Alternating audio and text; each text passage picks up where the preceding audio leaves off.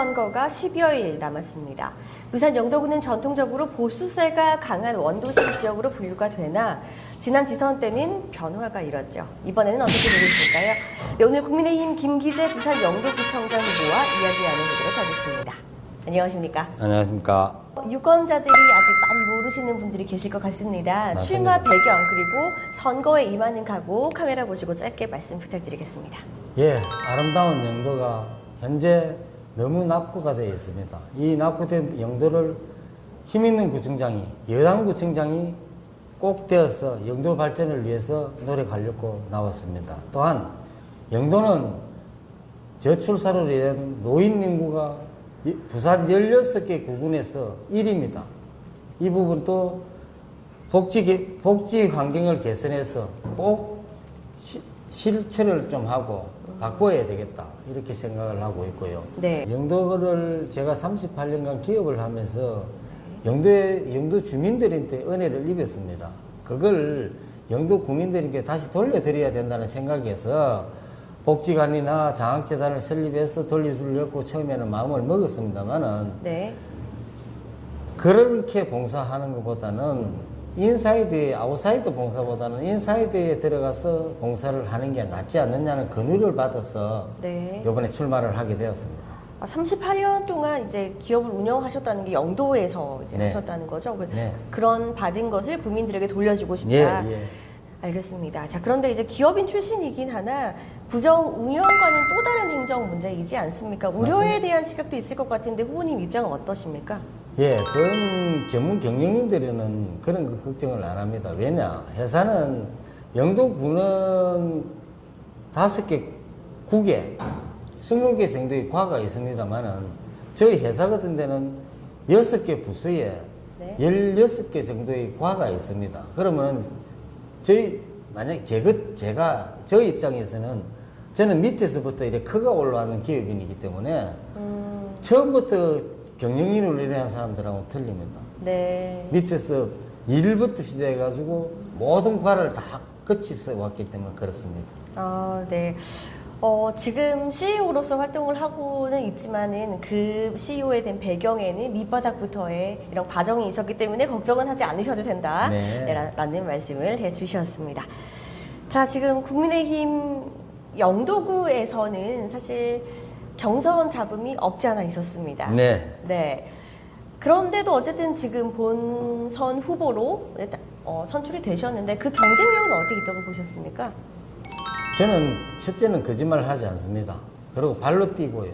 첫째는 누구보다도 인지도가 좀 약했습니다. 저는 봉사인이었고 기업인이었기 때문에 그 인지도를 높이는데 굉장히 어려움이 많아서 그 인지도를 높이기 위해서는 발로 뛰었습니다. 아침부터 새벽 5시부터 저녁 한 8시, 9시 늦게는 10시까지도 발로 뛰면서 인지도를 높인 덕분이다. 또 하나는 깨끗했거든요.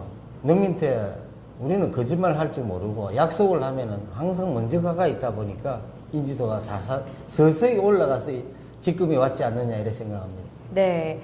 앞서 말씀드린 대로 영도구는 부산에서 보수세가 강한 지역으로 분류가 됩니다. 자, 그런데 지난 지선 때는 다른 바람으로 인해서 구청장을 민주당에게 넘겨주게 됐습니다. 그러나 국회의원 같은 경우는 국민의힘에서 다시 가져왔죠. 네. 구청장은 민주당, 국회의원은 국민의힘. 반반이라고 볼 수가 있어요. 이번 지선도 어떻게 보면 더 치열할 것 같다. 민주당도 좀 우열을 가릴 수 없을 것 같은 분석을 하고 있는데 후보님은 어떻게 분석을 하고 계십니까? 저도 그렇게 분석을 하고 있습니다. 네. 왜냐하면은 현직 구청장이 민주당이기 때문에 그 구청장의 프리미엄이 많습니다. 네. 많기 때문에 저도 50대 50 정도로 보고 이기면 이기도 크게 차이가 없지 않느냐. 그래서 더 열심히 하고 있습니다. 네. 다녀보셨으면 민심을 좀 어느 정도 좀 아실 것 같은데 어떤 말씀 많이 들으세요? 깨끗하니까 진짜 한번 제대로 해봐라 하는 사람들이 많은 반면에 네.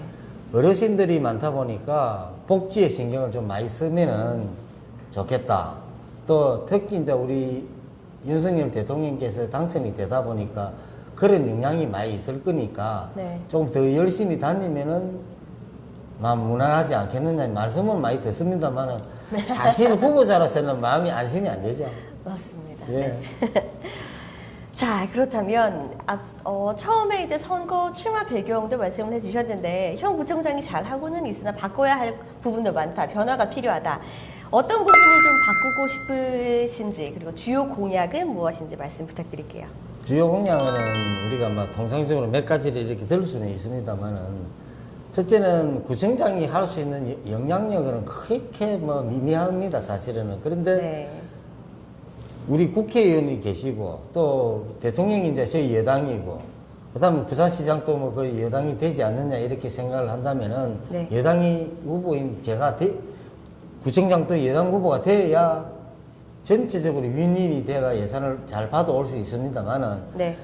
지금 우리 김철웅 구청장이 제가 그 사실은 건의를 했습니다. 우리 황보성이 의원이 국민의힘이고 당신은 민주당이니 윈윈 해가 영도 구민을 위해서 예산을 좀 따고 오게 해야 되지 않느냐 하니 우리 김철웅 구청장 후보가 하는 말이 자기하고 경선을 해가지고 지가 당선되고 어느 날 갑자기 또 국회의원이 됐지 않느냐. 네. 그래서 말을 하기가 좀 끄럽다는 이야기입니다. 그래서 이거는 영도 구민들을 위해서 하는 게 구청장인데 그걸 생각을 마인드를 그래 가지고 하면은 안 되지 않느냐. 그래서 사실 저도 많이 안 좋았습니다. 그래서 네.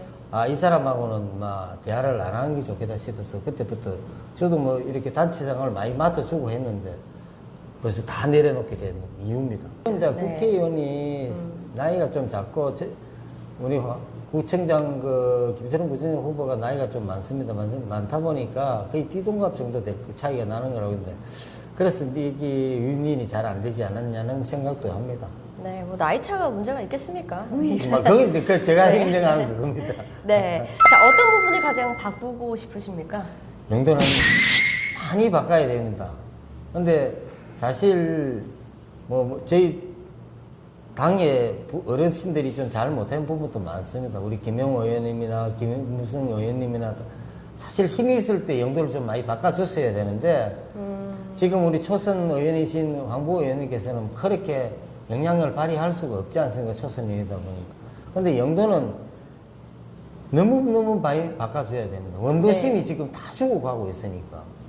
그래서 지금 흰여울이라든지 깡깡이 마을이라든지 이런 부분이 있는데 영도는 체류형 문화관광도시가 돼야 되거든요. 지금 공장을 설립할 데가 크게 없습니다. 영도는. 네. 이런 부분을 다 좀 바꿔야 된다. 그래서 여당 구청장 후보인 제가 되어야 발로 뛰어서라도 예산 좀 얻어가 오더라도 하든지 바꿔야 됩니다. 네. 근데 사실 부산 영도라고 하면 부산 지역 안에서도 좀 바꾸고 변화가 필요한 지역 중 한 곳으로 좀 꼽히곤 있는데 사람이 바뀌어도 영도는 바뀌지 않는다라는 평가들이 많습니다. 후보님은 자신 있으십니까? 예, 그거를 자신하려고 하고 있습니다. 왜냐? 지금 출산 부분이 지금 제일 많이 떨어지고 있는데 1년에 한 200명 정도의 출산율이 있거든요. 네. 그럼 한 사람당 한 500만 원 지원을 해주더라도 1년에 한 10억 정도, 많으면 13억 정도, 이렇게 15억 미만인데 좀 한두 자녀에 대해서는 두 자녀까지는 출산 지원을 500만 원 해주고 싶고요. 네. 그 다음에 우리 청년들을 위해서 또 우리 해양박물관 주에 네. 이제 있습니다, 단체. 그 사람들을 이용해서 거기서 개발하는 사람들이 그분들이 영도 와가 박사님들이 한 1000명 정도가 들어와 있는데 뭘 하는지는 잘 모르겠습니다. 영도를 위해서 헌신하는 게 아무것도 없는 것 같아요. 네. 월화수목 근무하고 금요일 날 근무하고 나면 집으로 가버리고 그럼 소비도 안 되고 아무것도 없습니다. 그 안에 식당에서 다 운영을 하고 그러면 영도에는 도움은 좀 못 받아서 네. 제가 만약에 입성을 하게 된다면은 그분들하고 MOU를 체결해서 영도를 위해서 그분들이 할 수 있는 거 그걸 좀 강력히 주장을 할 생각입니다. 그래서 네. 청년들이 창업을 할 수 있는 프로그램을 좀 만들어주고 또 하나는 우리 중고등학생들이 여기서 학원이 좀 큰 데가 없습니다. 영도가. 그래서 밖에 나가야 되고 이런 부분을 그분들을 이용을 해서 방과 후 수업이라든지 네. 이런 걸 멘토링 사업 같은 거 만들어서 할 수 있도록 그 학교 교장 선생님하고 그리스트의 원장님들하고 기술연수원 원장님들하고 의논해서 그걸 꼭 좀 만들어서 우리 학생들의 학력 수준을 좀 높이고 싶습니다. 네. 홍우님 말씀을 듣다 보면 정말 구석구석 좀 변화가 많이 필요하다는 것을 좀 느끼기도 합니다.